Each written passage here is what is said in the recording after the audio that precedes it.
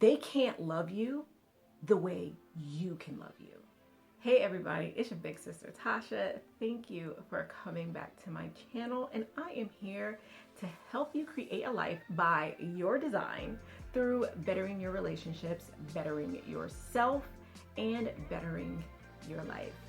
Today I want to give you 6 tips on why you shouldn't get married, or what you need to ask yourself before you decide to take the plunge. Marriage is hard, but marriage is hard because you're taking 2 individuals and you're bringing them together as one.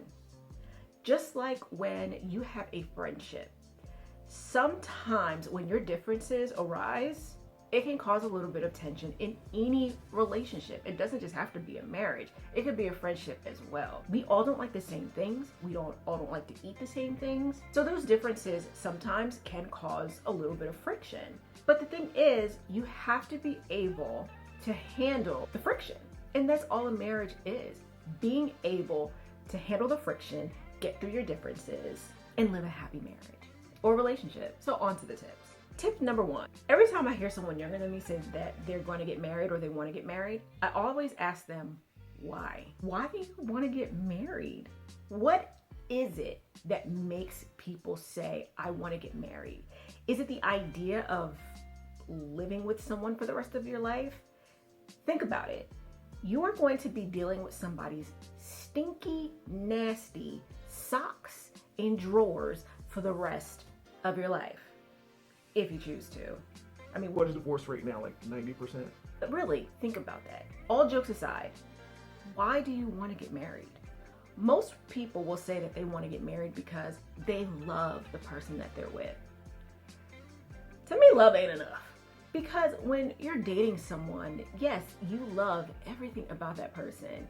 When you get married, those things that you loved about that person sometimes becomes the thing that you absolutely hate about that person. When you're dating, the way a person's chew might be the cutest thing. You might just say to yourself, oh my God, I love the way he chews. Well, when you're married, especially when you've been married for some years, you are gonna say to yourself, why are you chewing like a cow? I hate the way you chew. Can you chew with your mouth closed? 2, which really should be number 1, do you really know the person that you're with? I'm not saying that there's anything wrong with marrying someone after a couple of months or even a couple of weeks. But I really think that that's one of the reasons why divorce rate is so high. We don't know the person that we're with. We are letting the butterflies in our stomach, and we are letting this euphoric feeling make decisions for us. And because we feel like, oh my God, I can't see myself without this person and I want to live my life with this person. And then you think, oh, let's get married. And then you realize you really hate the person that you're with, that they just have these bad habits that you can't get over. So you have to really get to know the person that you are getting married to. Take time before you decide to get married. You don't have to rush into it. If this person is really the person that you were meant to be with for the rest of your life, there's no need to rush it. 3, are you coming from a place of fear? Really ask yourself that question. Do you have a fear of losing this person if you don't marry them? Or are you looking for a security blanket and you think that they're the only person in the world that's going to be able to give you the security that you're seeking? We all want to feel secure, but you can't scare yourself ending up being in a dysfunctional marriage. Because if you come from a place of fear and that's why you're marrying the person, one or 2 things is going to happen. Either the marriage isn't going to work out, or you're going to be too scared to leave the marriage, and then now you're unhappy for the rest of your life. 4, are there too many red flags? This kind of goes into tip number 2, like knowing the person that you're with. But when we're in love, that is like the first thing that we brush off, those red flags. And we end up making excuses for the person that we're with. Be honest with yourself. Have you been making excuses? Have you not been looking at those red flags? Come on. Tell me the truth. Don't lie to me, because I'll find out. I don't know how I'm gonna find out, but I'll find out. I don't care who you are. Love ain't that damn blind. We choose to ignore the flags. Know who you are with. Period. 5, are you on a timeline? Ladies, why do we do this to ourselves?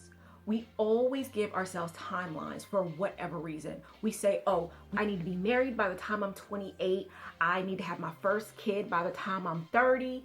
And by the time I'm 35, I should be on my way in my career to where I can get promoted. I should be a supervisor by the time I'm 40. We put these stipulations on ourselves and we put this timeline on ourselves to say that we have to do something by a certain age.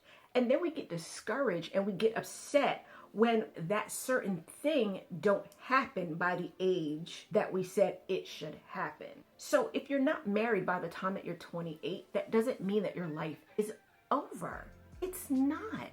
Stop putting these timelines on yourself, because if you're with someone right now and you say by 28 you wanted to be married, you're gonna end up marrying the wrong person. You're gonna end up marrying the person that you were not supposed to marry. You married them because of your timeline.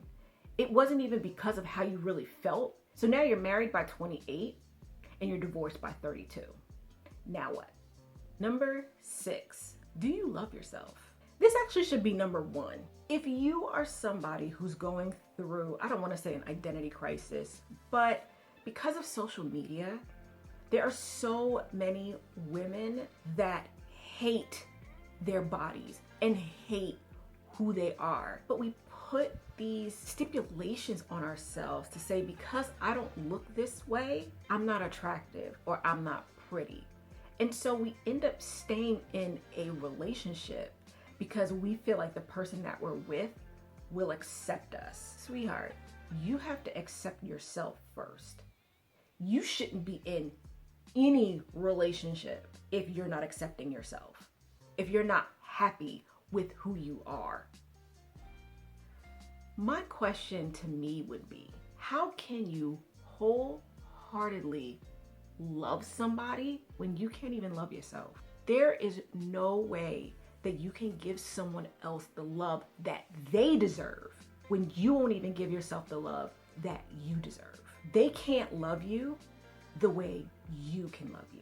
So learn to love yourself before you learn to love anybody else. Everybody, I hope that you're enjoying these tips that I'm giving you. Please like, comment, and subscribe. And remember, only you can design the you that you want to be. Hope I see you in my next video.